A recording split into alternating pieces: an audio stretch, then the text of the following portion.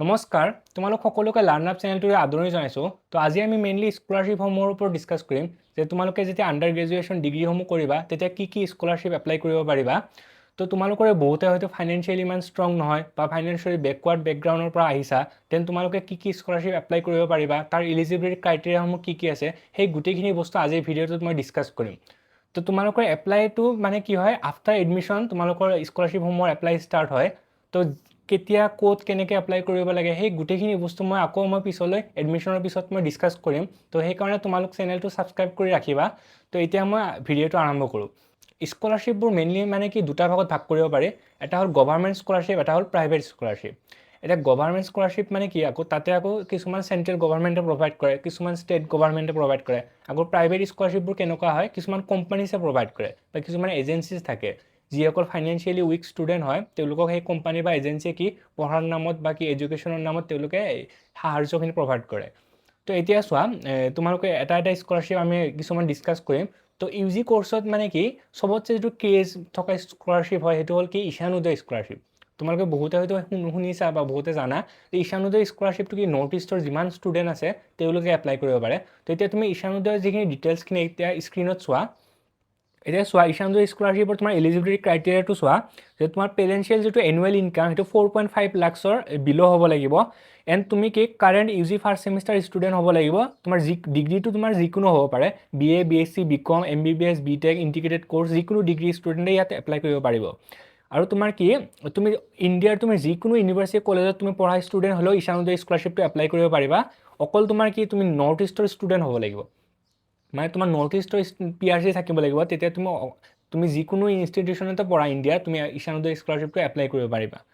Dropper আৰু fresher both কেন apply. মানে ইয়াতে বহুতে এই ডাউটটো সোধে যে আমি আগতে HS ফাইনেল এক্সাম দিছোঁ, তো তাৰপিছত মই ড্ৰপ লৈছোঁ এবছৰ দুবছৰ, তো ঈশানোদয় স্কলাৰশ্বিপটো আমি লাভ কৰিম নে নাই। তো 2023 কি আছিল, সেনেকুৱা ছিষ্টেম আছিল যে ড্ৰপাৰখিনিয়ে ঈশানোদয় স্কলাৰশ্বিপটো এপ্লাই কৰিব পৰা নাছিলে। কিন্তু এতিয়াৰ পৰা কি হয়, 2024 পিছৰ পৰা ড্ৰপাৰ্ছখিনিও এপ্লাই কৰিব পাৰে আৰু ড্ৰপাৰ্ছখিনিও ঈশানোদয় স্কলাৰশ্বিপটো লাভ কৰে। তো বহুত জেগাতে ইউটিউব চেনেলে হওক বা গুগলতে হওক সেই বস্তুটো ডাইৰেক্টলি মেনশ্যন নাই যে ড্ৰপাৰখিনিয়ে এপ্লাই কৰিব পাৰিব, কিন্তু একচুৱেলি ড্ৰপাৰখিনিও ঈশানোদয় স্কলাৰশ্বিপটো এপ্লাই কৰিব পাৰিব। নেক্সট ইয়াতে দিয়া আছে এৱাৰ্ডি। ইয়াতে টোটেল তোমাৰ 10,000 ষ্টুডেণ্টক ঈশানোদয় স্কলাৰশ্বিপটো প্ৰভাইড কৰা হয়। আৰু ঈশানোদয় স্কলাৰশ্বিপৰ যিটো এমাউণ্ট হয় সেইটো 80,000 পাৰ ইয়াৰ হয়। মানে তোমালোকৰ কি হয়, পাৰ ইয়াৰ 80,000কৈ তুমি যদি 4 ইয়াৰ ডিগ্ৰী কৰা দেন 3,20,000 টোটেল এমাউণ্ট তোমালোকে লাভ কৰিবা। তো বছৰে বছৰে তুমি 80,000কৈ তুমি এই স্কলাৰশ্বিপৰ জৰিয়তে তুমি লাভ কৰিবা। নেক্সট ইয়াতে 2024 ইয়াতে কাট অফো ইয়াতে দিয়া আছে। এতিয়া আৰ্টছ আৰু কমাৰ্চৰ বাবে 81.80 আৰু ছায়েন্সৰ বাবে 80.80 আছিলে কাট অফটো। তো ইয়াতে ৰিনিউৱেল এণ্ড কি ৰুলছ বুলি ইয়াতে দিয়া আছে। তো বেচিকেলি ইয়াতে কি লিখা আছে যে তুমি ফাৰ্ষ্ট ইয়াৰত তুমি ঈশানোদয় স্কলাৰশ্বিপটো ফ্ৰেছকৈ এপ্লাই কৰিব পাৰিবা, দেন প্ৰত্যেক বছৰে তুমি ৰিনিউৱেলহে কৰিব পাৰিবা। তো ৰিনিউৱেলৰ ক্ৰাইটেৰিয়াটো কি হয় তোমাৰ, যে বহুতে কয় যে তুমি বেক থাকিলে ঈশানোদয় স্কলাৰশ্বিপটো নোপোৱা। তো তেনেকুৱা ধৰণৰ কথা নহয়। তুমি যদি প্ৰথমবাৰ ঈশানোদয় স্কলাৰশ্বিপ এপ্লাই কৰিলা, কৰাৰ পিছত যেতিয়া মেৰিট লিষ্টত নাম আহিব, দেন প্ৰথমবাৰ যেতিয়া তুমি এমাউণ্টটো পাবা, তাৰপিছত তুমি প্ৰত্যেক বছৰে ঈশানোদয় স্কলাৰশ্বিপ ৰিনিউৱেল কৰিবলৈ এলিজিবল হ'বা। জাষ্ট তুমি সেইখন কলেজতে তুমি এডমিশ্যন ল'ব লাগিব। এনেকুৱা নহয় তুমি এবছৰ পঢ়ি কিনে তুমি এৰি দিলা কলেজখন, আকৌ তুমি ঈশানোদয় স্কলাৰশ্বিপটো এপ্লাই কৰিবা, তেনেকৈ নোৱাৰিবা। তুমি জাষ্ট কি কৰিব লাগিব, তুমি প্ৰত্যেক বছৰে সেইখন কলেজত এডমিশ্যন ল'ব লাগিব আৰু তুমি প্ৰমোটেড হ'ব লাগিব। মানে প্ৰত্যেক বছৰে এটা ছেমিষ্টাৰৰ পৰা আনটো ছেমিষ্টাৰলৈ প্ৰমোটেড হ'ব লাগিব। তাতে তুমি বেক থাকিবও পাৰে নাথাকিব পাৰে। তোমাৰ বেক লাগিলে যে ঈশানোদয় স্কলাৰশ্বিপ নোপোৱা সেইটো এটা মিছা কথা। তুমি বেক থাকিলেও তুমি ঈশানোদয় স্কলাৰশ্বিপটো লাভ কৰিবা। তো এইখিনিয়ে ইয়াতে দিয়া আছে ৰিনিউৱেলছ এণ্ড কি ৰুলছ বুলি। তো এইখিনি তোমালোকে নিজে চাই ল'বা। তো এতিয়া তুমি নেক্সট পেজলৈ আহা। নেক্সট পেজত ইয়াতে ঈশানোদয় স্কলাৰশ্বিপৰ এপ্লিকেশ্যন প্ৰচেছটো দিয়া আছে। এপ্লিকেশ্যন প্ৰচেছটো তোমালোকে নিজে চাই ল'বা। ইয়াতে কি হয়, বেচিকেলি তোমালোকে এপ্লাই কৰিব লাগে, কৰাৰ পিছত ডকুমেণ্টছখিনি ইউনিভাৰ্চিটি এখনত ছাবমিট কৰিব লাগে বা ইউনিভাৰ্চিটি বা কলেজখনত। তেওঁলোকে পিছত পৰ্যায়লৈ ভেৰিফাই কৰি থাকে, তাৰপিছত ষ্টেট লেভেল ভেৰিফাই হয়। সেইখিনি বস্তু ইয়াত দিয়া আছে।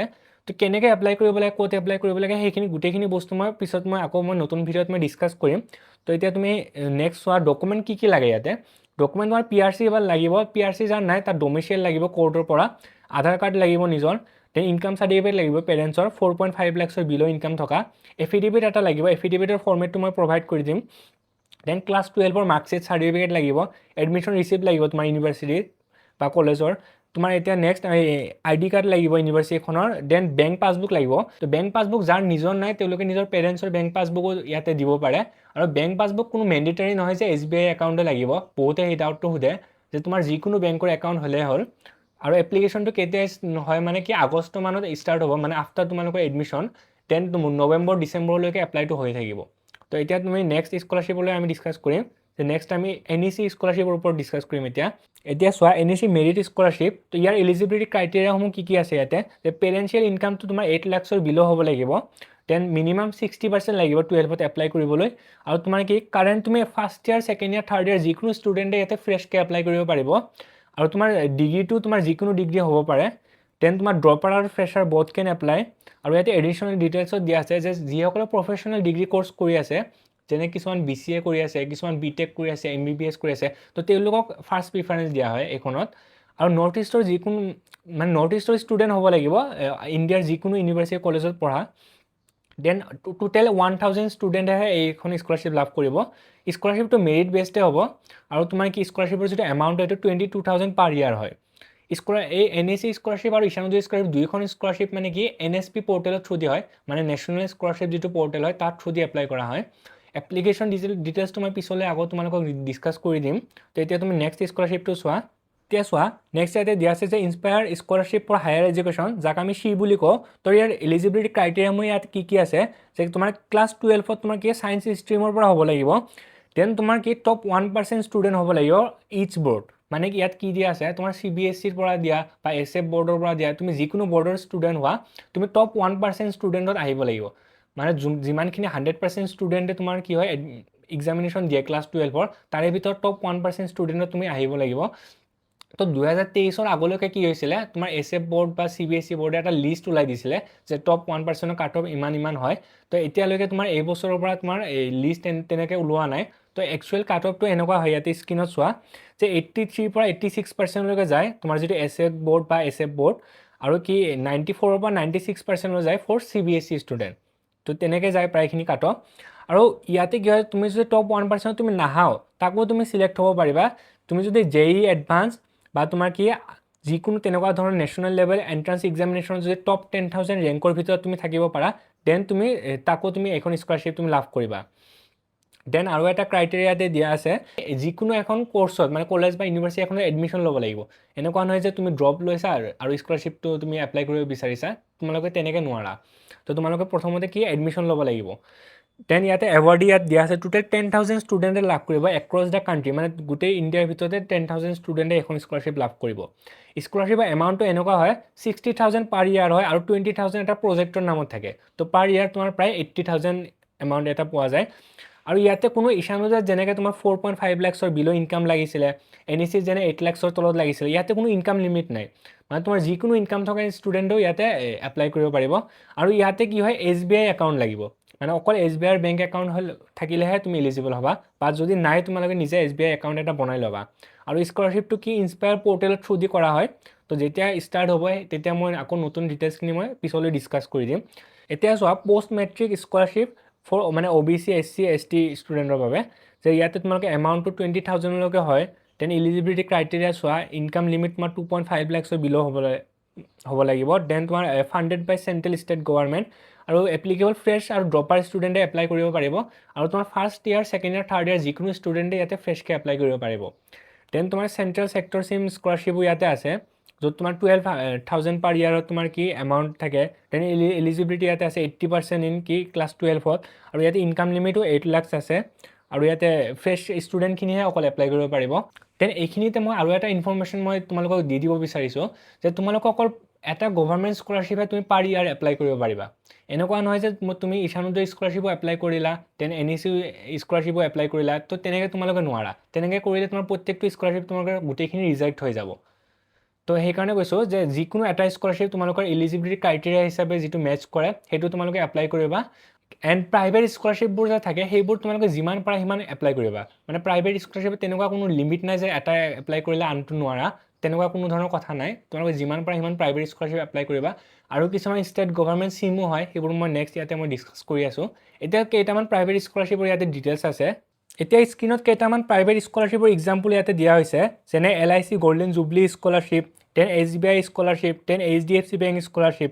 তো এই গোটেইকেইখনৰ ডিটেইলছখিনি ইয়াতে দিয়া হৈছে। যেনে LIC গল্ডেন জুবলি স্কলাৰশ্বিপত কি হয়, তোমাৰ এমাউণ্টটো 20,000 হয় পাৰ ইয়াৰ, আৰু এলিজিবিলিটি মানে কি তোমাৰ ইয়াতে যিকোনো তোমাৰ হায়াৰ এডুকেশ্যনত যিসকল পঢ়ি আছে তেওঁলোকে এলিজিবল হয়।